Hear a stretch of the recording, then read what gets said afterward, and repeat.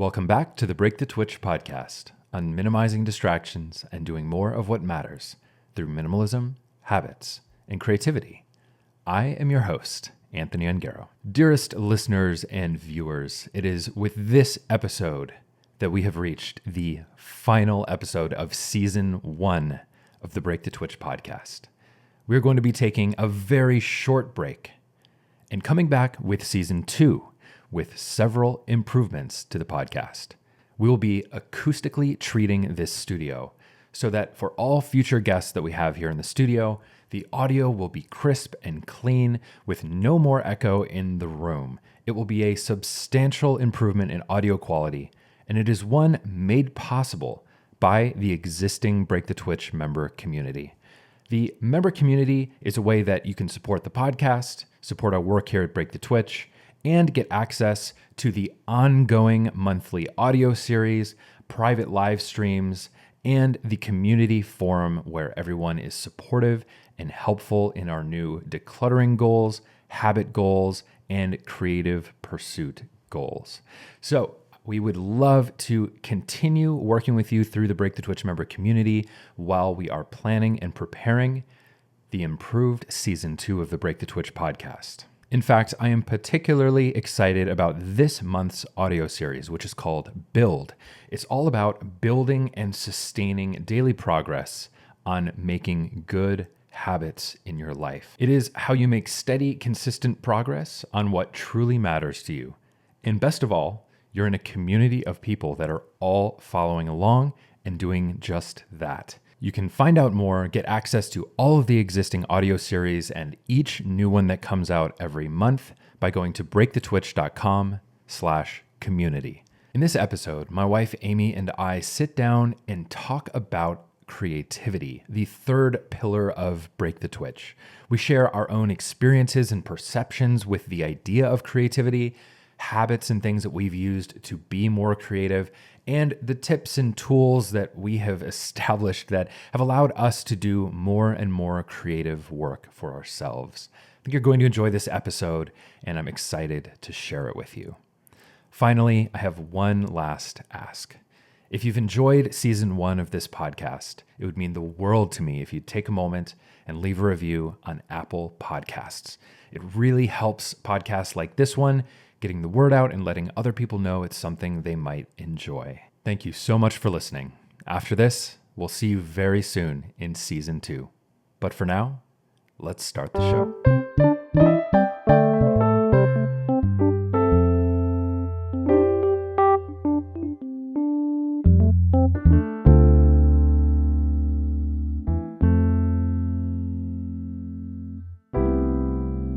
So we're talking about creativity today. Creativity. It is the third pillar or tier, whatever you want to call it, of Break the Twitch, of the framework of intentional living that is Break the Twitch. It starts with minimalism, which is clearing the space in your life, minimizing distractions.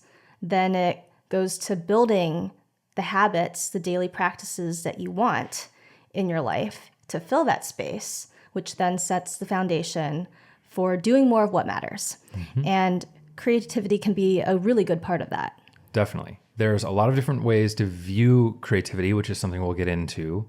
But to me, creativity is like the thing we get to do extraneously that allows us to solve interesting problems or just learn, grow in some way. Learn, grow, exactly. Or just create. Like simply make stuff. Express ourselves. Mm-hmm. Absolutely. And I think that creativity too is often given a bad rap when it comes to what people think creativity is. At least I know that was the case for me quite a bit. I had this picture of what it meant to be creative, which actually led me to feeling like I'm not that creative actually. That's interesting for me to hear because I look at you and I would think that you would resonate more with being creative. Like for me, I definitely didn't think I was creative. It's interesting as we've gone into this and as we've explored the thought around creativity or the idea around creativity, how that's pretty untrue. And I view you as very creative in a lot of different ways. And I'm finding increasingly that I am creative in different ways as well. So I think we should dig into that and talk about what we've discovered in these pursuits about creativity, how it's helped us, and then some tips, some things that we have found really helpful in terms of being creative and how creativity can make our lives better. Yeah. Growing up, I was always thought to be creative, and in the sense of I like to make things, I like to create things, imagine. I think a lot of kids do in that phase. It's pretty typical, I think, to be imaginative and play with that sort of stuff. But in a lot of ways, I continued on with the arts and with creativity, with music, and what you might call creative pursuits. I wasn't the strongest at things like math or things like the sciences, and so I ended up in choir and language and different things that really I found much more fulfilling and things that registered much better for me. So that's sort of been my path or where I've naturally gravitated in general. That was kind of the opposite for me because I, growing up, didn't think I was creative. And I still, even today, struggle with thinking of myself as a creative person. And I think that comes from a little bit of how I was raised, kind of like the stereotypical Asian parents, raising like you have to focus on math and sciences, do your homework, study a lot. And also the fact that I am more analytical and data-driven. I'm not as spontaneous. And all those traits combined don't really fall in the realm of creativity when I think about it. I mean, growing up, I did take some art classes, I took some writing classes, and I enjoyed them. But apart from doing the assignments and what was involved in the class, I never really spent much time outside of that. And I think to some degree it was because of the practicality that I was raised in. Like, it didn't seem practical to be creative. Like, I'm so results focused that because a large part of creativity is not knowing the result or even how you're going to get there. Or even how to define it. Right. Yeah. I think that was what held me back from doing a lot of creative pursuits when I was younger. And it sometimes even holds me back, like nowadays. I'm like, well, I have all these things to do, and I know that these will yield a certain outcome at the end of it. And so it's just far more appealing to do those things than to do the uncertain creative thing a lot of the time. Mm-hmm. It's funny you say that because even given our different experiences growing up, our different perceptions of what creativity even is, I can say now that I don't feel particularly creative, especially in the modern environment where we can see everything that everyone is making out on the internet. And there are just so many creative, awesome things out there. It makes me feel like, I don't know, maybe I'm not that creative. I mean, I can say for sure that I definitely do not feel qualified to talk about creativity. But I mean, here we are. Here we are. We're going to talk about creativity because I do think it's really, really important for everyone to embrace an idea of creativity and like step into creating, which is what we talk about a lot here at Break the Twitch, obviously. And we're doing a lot of creating. And we're doing a lot of creating within this context, right? I mean, I know for me, the main reason why I never really invested much time and energy in creative activities is because I never believed that I was creative. And I think that is one of the main reasons why a lot of people don't do creative activities. Definitely, because we have this idea of like creativity being a certain thing or a certain artistic view of this thing. And for this, I would love to reference my favorite quote from Elizabeth Gilbert, the author, in her book Big Magic, where she says, "Creativity is living more based on curiosity rather than fear." Creative living. So if you start looking at it that way, it starts making a ton more sense about how we can all live creatively every day. Living boldly, living in ways that explore new options, explore new interests, things like that, instead of being fearful of trying new things, fearful of what may come of making certain decisions, things like that. I love that definition because it certainly broadens the definition beyond what our normal perceptions of it would be otherwise. it allows you to think, well, what interests me? What has always piqued my curiosity? And what am I fascinated by? Maybe you've seen someone else doing something and you thought it was really cool and you wondered if you could do it too. I mean, these are all ways that we can explore, learn, and grow and engage with creativity. I know for me, fear is a big aspect. It's a big underlying emotion when it comes to vulnerability and putting ourselves out there. To take it back to the Elizabeth Gilbert quote, creativity is living from curiosity rather than fear. And fear is a big thing that holds us back, I think, in a lot of different areas, but specifically when it comes to being creative. We have fears about, is someone else already doing this? Is someone else doing it better? Is my creative work worth people's time? Is it worth my time? All of these things really add up. And there's a story that really impacted me actually pretty recently when I went over to our neighbor's house. And this was an experience that sort of helped me step through some of that fear. It was so simple too, which is the funny part. I went over to my neighbor's house, who's a musician. He's an awesome singer, songwriter, guitar player. He's just brilliant. And went over there to just kind of hang out and play some music. And I have not played with anyone else in a long time. So this was kind of edgy for me, a little nerve-wracking slightly and a little uncomfortable. But go over there and I'm just kind of banging on drums and hanging out, playing some keys and stuff. And nothing was really working out as I wanted it to. And I say to Adam, our neighbor, I say, look, I don't really know what to play, or this isn't really going that well. I'm not doing that great. And I remember it so well. He looks over, takes a sip of his beer with his guitar hanging around his neck and goes, well, it doesn't have to be good. And I remember that moment of just looking at him like, you're right. It doesn't have to be good. We just have to put stuff out there and just play stuff to play stuff. Here I was intimidated by this guy that I respect a lot and is an incredible musician.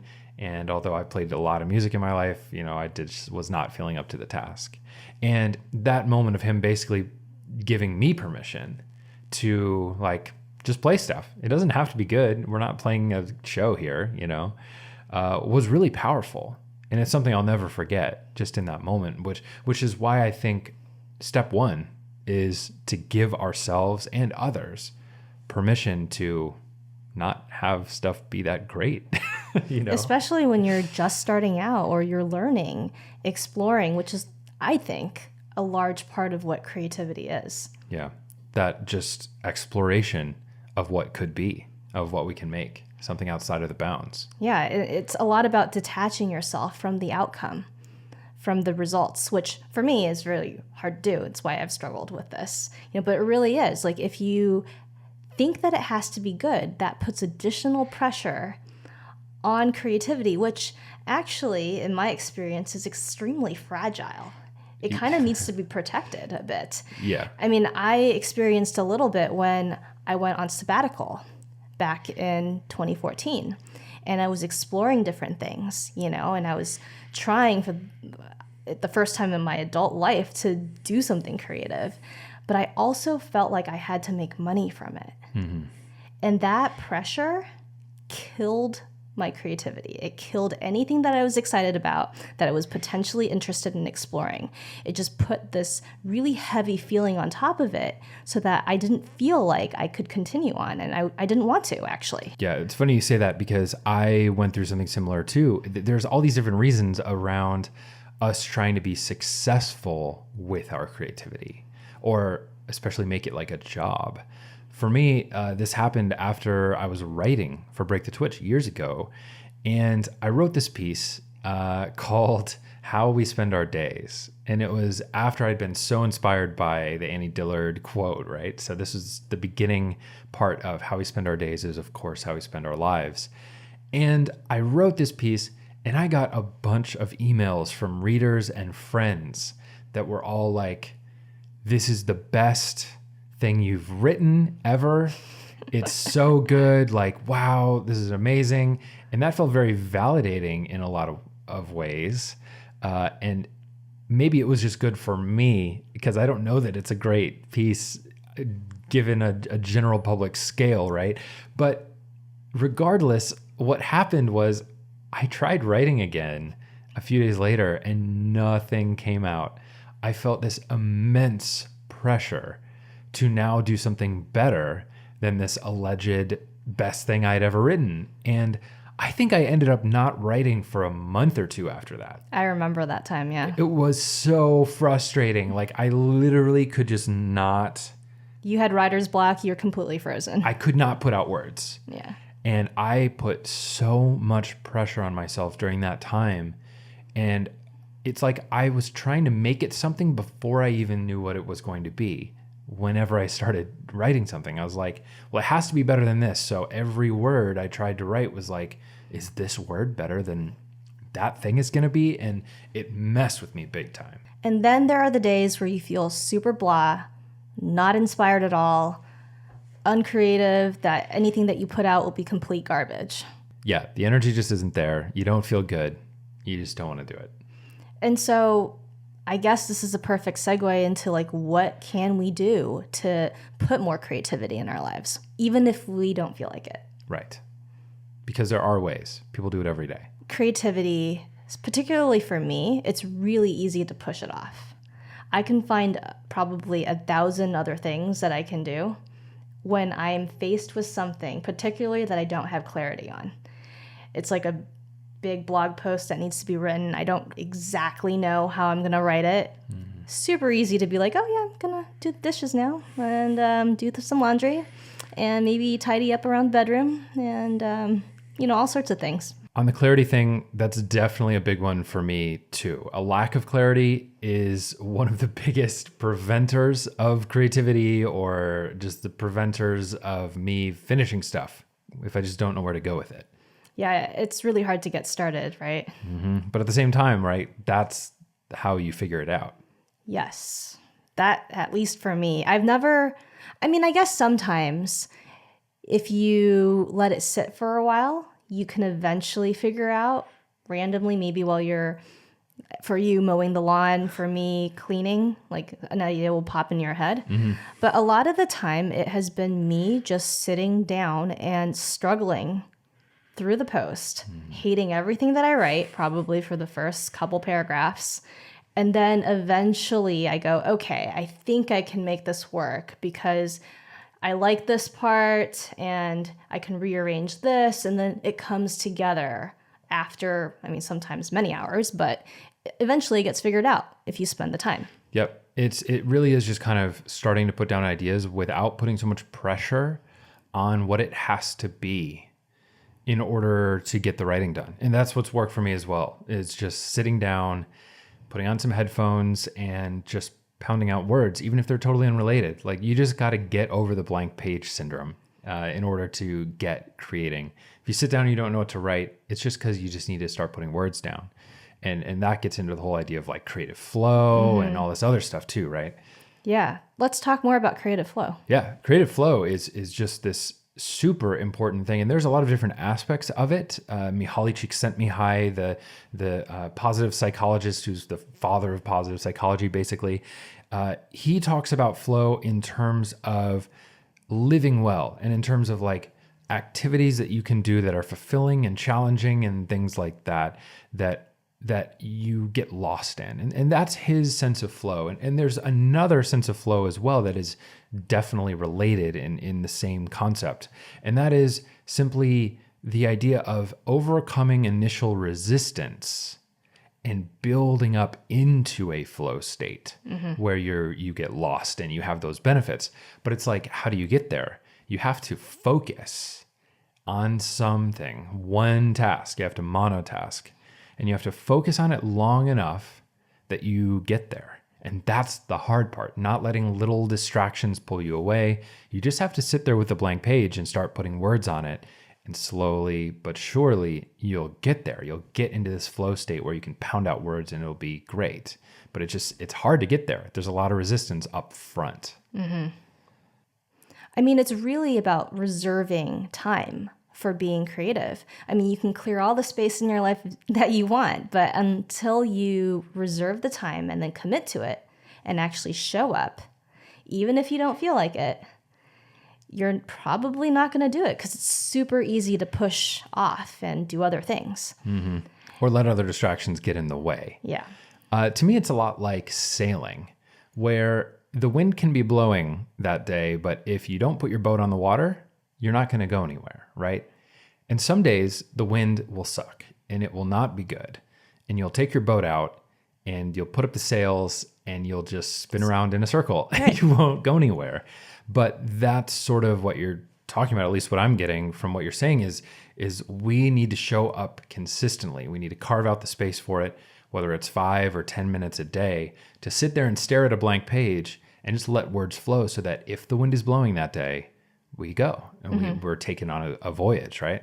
That's a great analogy. And that's kind of what we're doing in the member community this month for the monthly challenge on creativity. We have a 10-minute per day creative work challenge where you just need to sit down, do something, whether it's writing or painting or just any kind of creative activity. It could be playing guitar. And we're encouraging this for the rest of the month because this is one of the things that's made the biggest impact in our own lives when it comes to writing and other creative work. Yeah, it's super helpful often when you know other people are doing it too. And having other people doing it with you is really just a way to help you show up consistently. Yeah, it really comes down to kind of like habits, right?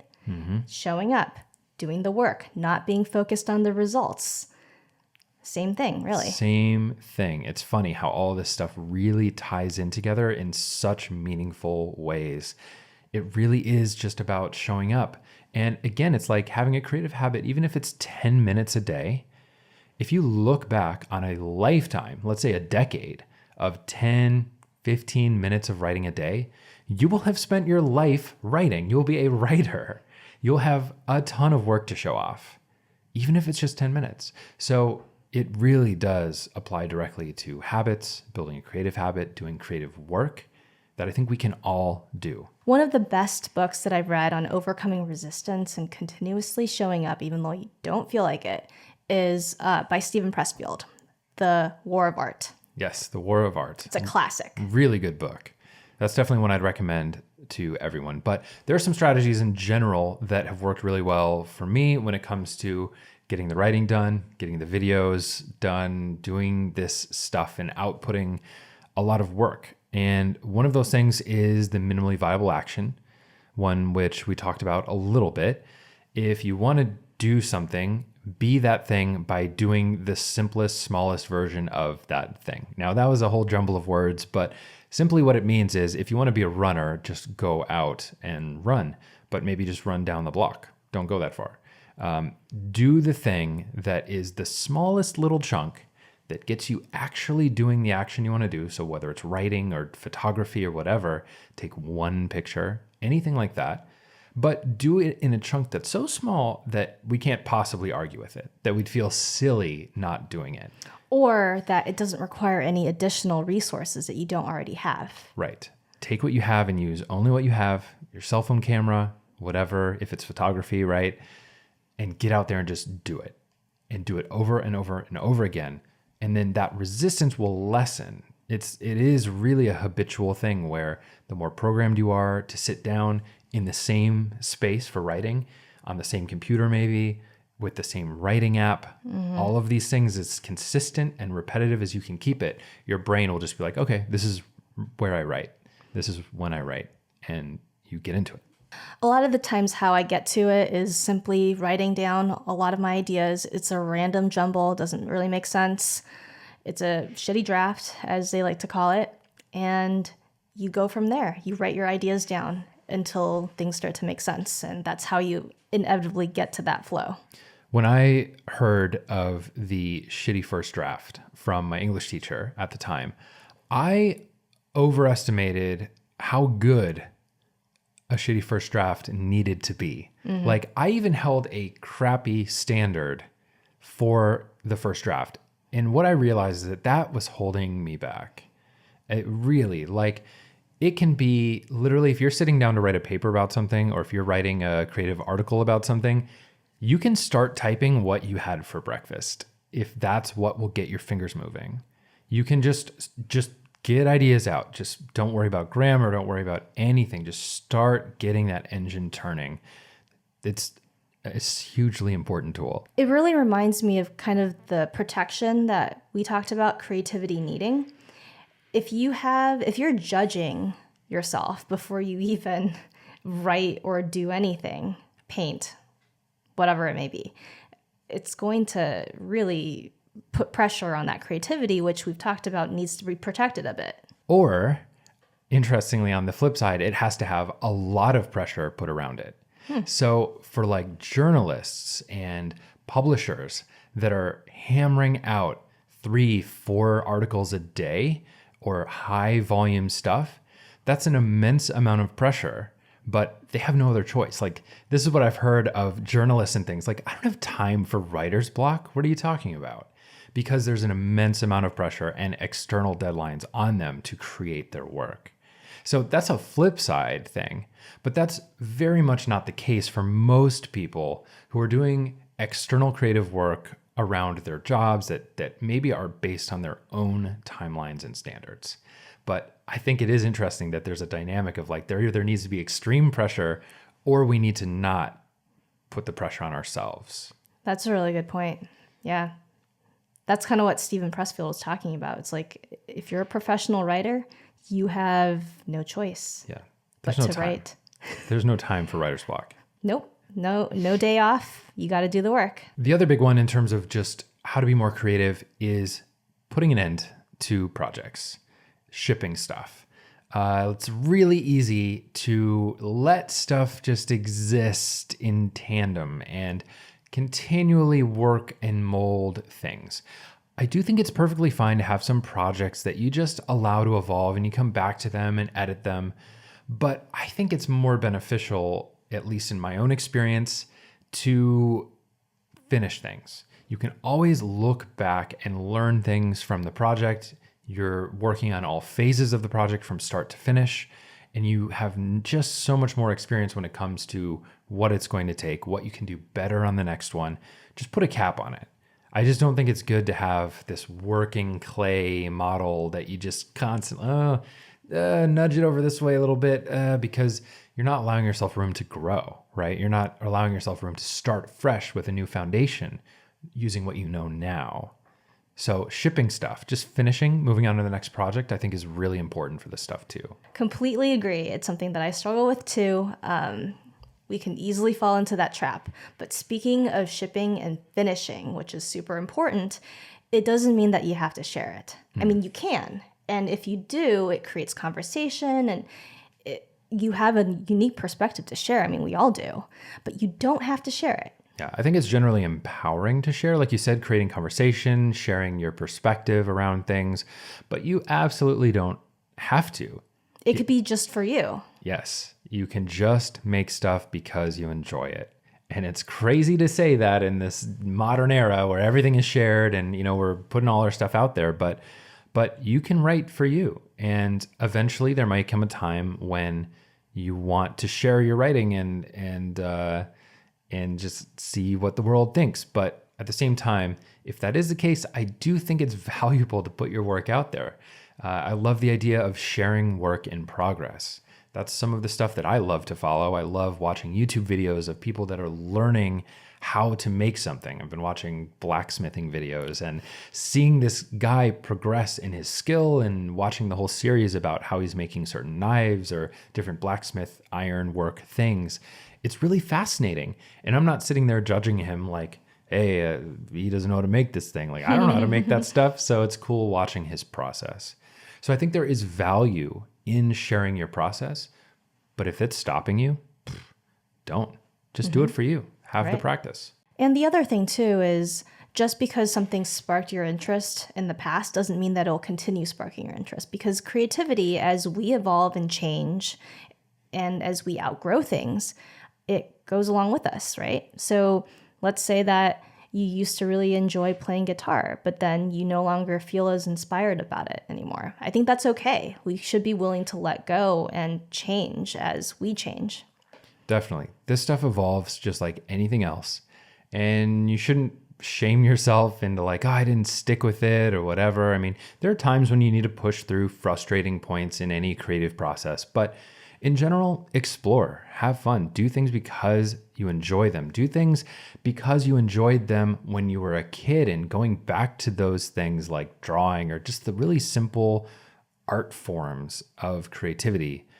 Those things can be so fulfilling. And again, going into that flow state, right? It is what brings us such deep fulfillment in so many ways, making time for ourselves and making time for us to do that. So yeah, I definitely think we just have to get into this stuff and just try and let it evolve as we go. How do you know the difference between when your creativity has shifted elsewhere or when you're just encountering a period of resistance? Yeah, this is something I'm well versed in because I'm apparently what's called a multi-potentialite, where I have many, many passions and interests and can be interested in lots of different things. The downside of that, as I found growing up, is that I loved the learning curve, the early learning curve where I would learn a new skill or something, new instrument. But as soon as it got to the point where it got hard for me and it was going to take repetitive, over and over disciplined practice to push through to the next level, I often would see some other shiny thing and I would go try that. And I would again learn the learning curve of that new thing. I've log rolled. I got really good at like log rolling lumberjack sports when I was a kid. And, this has changed quite a bit now in my adulthood. But because I recognized that pattern, I was able to see the difference. There is a difference between, am I getting just tired of this thing? Am I ready for something new? Or am I letting go too early because this is getting hard? This is getting difficult. And we're going from the point of jack of all trades to more of a specialty or a focus in this particular creative pursuit. And what I can say is that there is a feeling. There's a feeling that you get, and that one that I would get, that would cause me to want to go do something else. And that feeling was like this tightness in my chest when something got hard and it wasn't going like I wanted it to go. I had this experience with filmmaking when I was shooting an interview, my first ever interview for the interview series that I started with Break to Twitch years ago now. I was doing the interview and halfway through, it was uncomfortable. It was awkward at times. And I got this tight feeling in my chest and I never wanted to do it again. And I wanted to give it up. But in that moment, I knew that this was just that feeling. And I'd gotten that feeling so many other times in my life when it comes to these pursuits. And it was that recognition of seeing the pattern, of realizing that, nope, this is just hard right now, and this doesn't mean I need to do something else. And it was that recognition that has allowed me to dig in and really get better at these things and push through, because what I've gotten effectively is really good at the first stages of any new thing. I can intuitively pick up a lot of stuff, but then once it gets hard, I just kind of go do something else that was more fun and exciting. And so that's the difference now, is that I've learned to recognize that feeling, that just tight, sinking feeling that this is not going well, and I don't want to do it anymore because of that. But now seeing like, ooh, that's the thing I need to push through. So it's a bit of knowing thyself, right? It's you have to recognize a pattern of jumping to a new thing every 6 months and start wondering why that is. And then when you really search, you really go deeper on these things, you see that that new thing is really just a distraction preventing you from reaching your potential in this other area. So it's okay to switch. It's fine to, especially if it's a hobby, you just bounce around, do what you love, find what you want to do. But it is important to recognize that. Is this something that's just hard that I need to push through? Or is this me being done with this? Yeah, I think that's a great point. And for me, I just never start. I just don't start because I kind of feel overwhelmed. Like it'd be way too much to even know how to approach this. That's the analysis paralysis that I tend to fall into. So it really is about knowing yourself, because my tendency would be just to not do new things. Just never start. Which is so interesting to me because I'm really good at starting new, exciting things that are exciting to me, that are challenging, that I don't know how it works. I'm willing to just pick up a camera and start pressing buttons or just getting into stuff. But I always had trouble finishing once I started, once things got hard. So that has been my journey of my path of like finishing, shipping. And your journey I've seen you go through, if I may say, is like you are being more willing to jump into stuff and more willing to start without knowing where it's going to end, which is pretty amazing. It's been an evolution for sure. I'd like to think that our skill sets are sort of merging. So we're starting more and finishing more as a result. I think that has been the trend where we've, over the past decade, since knowing each other, I think exchanged or helped each other with our weaknesses. We're so opposite in so many ways that it's come together for a lot of this stuff and made it work. So yeah. So I think, have we solved the world's creative problems at this point? I don't think we can, but we certainly gave it a good shot. Yeah. I would wrap this bit up by just saying that I think that it's okay for us to be afraid of the idea of creativity, feel like we're not creative. And I think that it's one of the most fulfilling aspects of life is embracing creative work, whether you're an engineer, whether you're a nurse, whether you're, you don't want to get creative when it comes to dosing on medicines and stuff. That's not what I'm talking about. I mean, creativity in exploring your free time, in pursuing passions, and letting that carry your life in a certain way. Yeah. All right, and that is it for our episode on creativity and the official end of season 1. You might be surprised to see something pop up in your podcast feed in the coming weeks. But for now, just want to say thank you for listening. Deeply appreciate your support, your listenership, your viewership, and we will see you very soon. And remember, if you'd like more from Break the Twitch during this short break, you can get it. There will be an active member community going on if you join, where we'll be still delivering monthly audio series for you to enjoy. Plus, all the regular YouTube videos will be going up as well, along with highlight clips from season 1 of the podcast for you to enjoy. So with that, hope you have a wonderful rest of your week and beyond, and we'll see you very soon.